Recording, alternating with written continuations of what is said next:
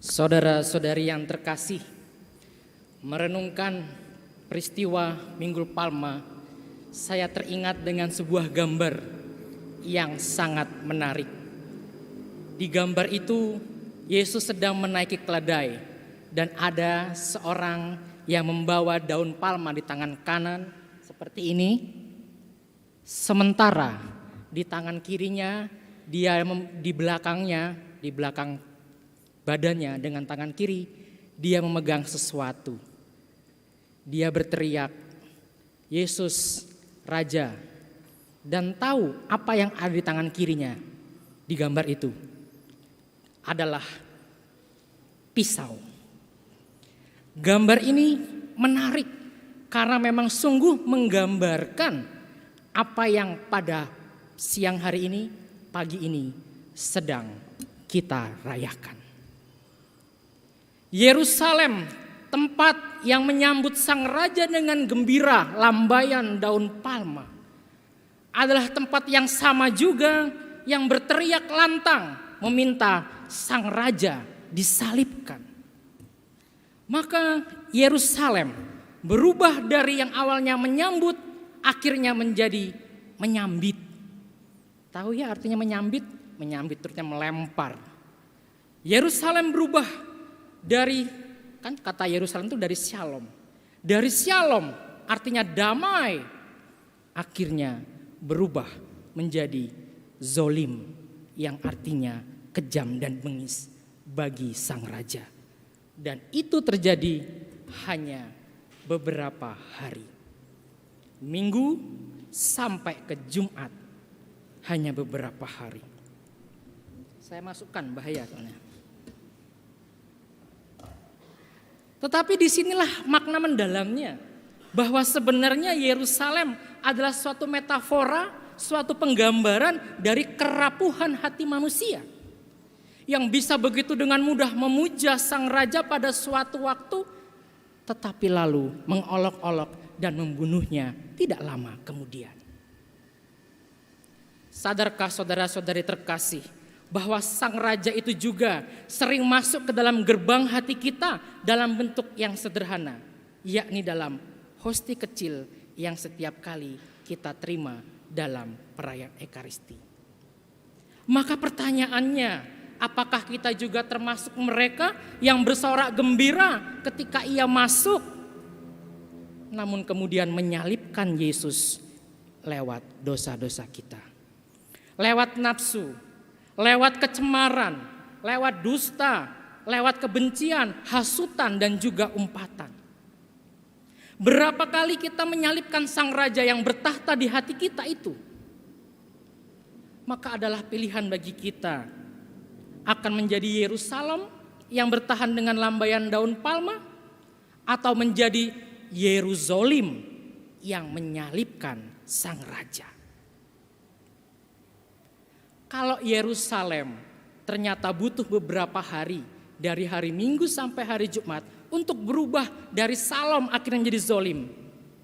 Kita manusia kadang hanya butuh beberapa jam setelah Kristus masuk ke dalam hati kita, dan kita akhirnya langsung menyalibkan dia. Itu tampak kalau kita hari Minggu itu kan dengan gembira ketika Ekaristi nyanyi, bersihkan hatiku dengan sucinya cintamu, jadikan hatiku istana cintamu. Gaya nyanyinya begitu. Hari Minggu terima komuni. Besok atau bahkan beberapa jam kemudian, misalnya di kantor, sudah menjadi penipu, korupsi, berdosa, sikut sana sikut sini, membenci orang lain, marah-marah gak jelas, ngerasani, dan sebagainya. Maka Yerusalem ini adalah gambaran dari kerapuhan hati kita.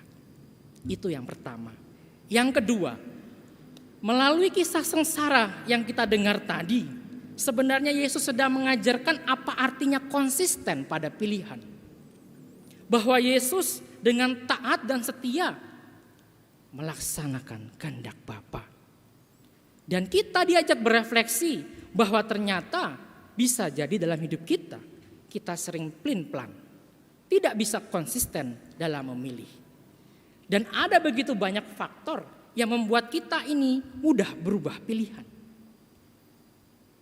Dan itu digambarkan oleh Pilatus dan Herodes. Yang ternyata mereka sebelum ini tidak bersahabat. Dan ketika menghadapi Yesus mereka akhirnya bersahabat. Dan kepentingan inilah yang sering membuat orang akhirnya berubah. Karena memang agadiumnya adalah, motonya adalah tidak ada kawan atau lawan yang abadi. Yang ada hanyalah kepentingan. Atau kita juga berubah karena ingin memuaskan orang banyak.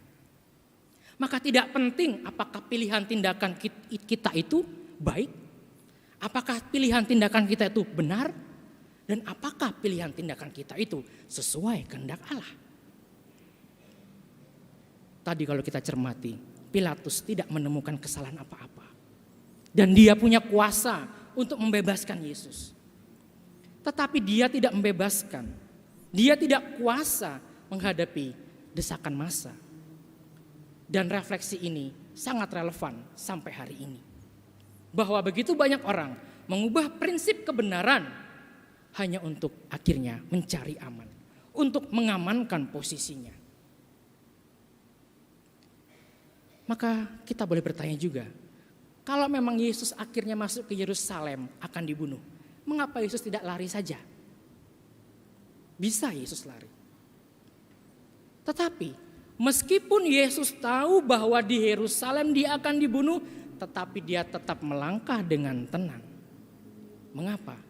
Karena bagi Yesus, bagaimanapun juga di kota Yerusalem itulah keselamatan harus dinyatakan bagi manusia. Ia melangkah menyongsong kematian tanpa rasa takut karena sudah menjalani hidup yang dibaktikan demi kebaikan banyak orang. Hidup yang setia menyuarakan kebenaran walaupun mesti dibayar dengan kematian.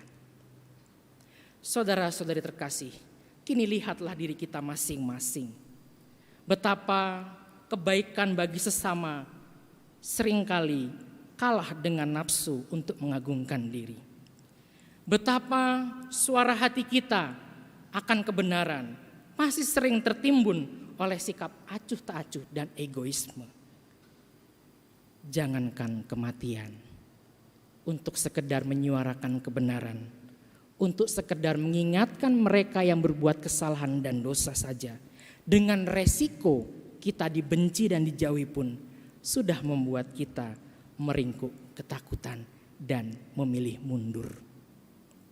Semoga teladan Yesus membuat kita mampu konsisten pula pada pilihan-pilihan tindakan yang baik, yang benar dan sesuai dengan kehendak Tuhan. Masukilah minggu suci ini dengan berani untuk merenungkan kisah sengsara Yesus. Boleh memilih salah satu dari tokoh-tokoh yang terlibat di dalam kisah sengsara Yesus Kristus. Mungkin kita bisa menggambarkan diri kita seperti Yudas yang berkhianat menjual Yesus demi materi.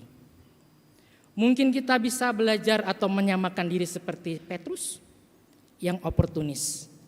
Ketika Yesus jaya, dia bersedia menjadi pengikut setia. Tetapi ketika Yesus disalibkan, dia mengatakan, bukan, aku bukan muridnya. Atau juga ada yang merefleksikan, mungkin aku seperti Pilatus yang suka cuci tangan, suka lari dari kewajiban dan sebenarnya punya kuasa membantu, tetapi lebih sayang pada jabatan. Ataupun tokoh-tokoh yang lain. Tuhan memberkati kita semua. Amin.